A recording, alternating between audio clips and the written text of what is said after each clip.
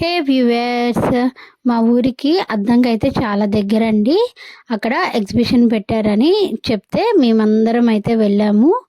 ఇక్కడైతే బాహుబలి థీమ్తో ఎగ్జిబిషన్ అయితే ఓపెన్ చేశారండి. ఎలా ఉంటుందో ఏంటో అని చాలా హై ఎక్స్పెక్టేషన్స్తో అయితే వెళ్ళాము.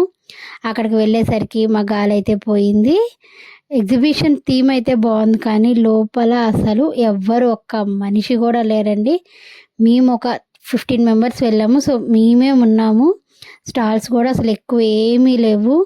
ఊరికనే జస్ట్ ఒక 2-3 స్టాల్స్ పెట్టేశాడు. ఆడుకోవడానికి చిన్నపిల్లలకి గేమ్స్, జైంట్ వీల్, కొలంబస్ అయితే ఉందండి.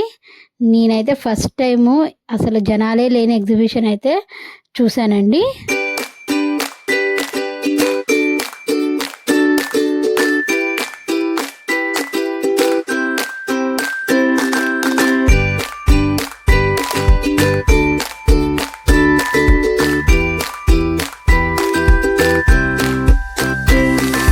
ఇంకా ఇంత దూరం వచ్చినాక అసలు ఏమీ ఎక్కకుండా వెళ్తే బాగుండదని చెప్పి అందరం అయితే జైంట్ వీల్ అయితే ఎక్కేసామండి.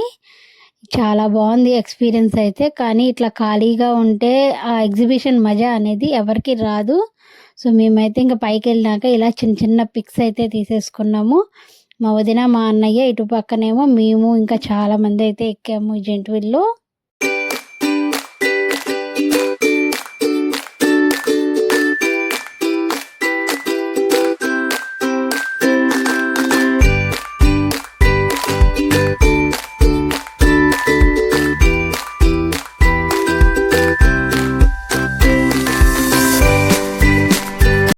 ఇంకా ఎగ్జిబిషన్ నుంచి అయితే బయటకు వచ్చేసాము. బయటకు వచ్చి అందరం అయితే అద్దంకిలోనే ఉన్న బిగ్ బాస్ హౌస్ అనే రెస్టారెంట్కి అయితే వచ్చేసాము. సో ఇంక ఇక్కడ స్టార్టర్స్, బిర్యానీ, సో ఇవన్నీ అయితే ఆర్డర్ చేసుకున్నామండి. సో ఈరోజు ఇవన్నీ తిరగటానికి కారణం ఏంటంటే మా మామయ్య బర్త్డే అనమాట. సో మా మామయ్య అయితే మాకు ట్రీట్ ఇచ్చాడు. ఇక్కడైతే మా మామయ్య కేక్ కట్ చేస్తున్నాడు. నిజంగా అండి, ఈయన దుబాయ్ నుంచి వచ్చాడు. సో ఇయర్లీ వన్స్ అయితే వస్తాడు మా మావయ్య ఊరికి. ఆయన వచ్చిన రోజు నిజంగా మా పండగ అంతా భలే సందడిగా అల్లరల్లరిగా ఉంటుందండి. ఆయన వస్తేనే మాకు పండగ అని అనిపిస్తుంది. అలా ఉంటుంది మా మావయ్య వస్తే.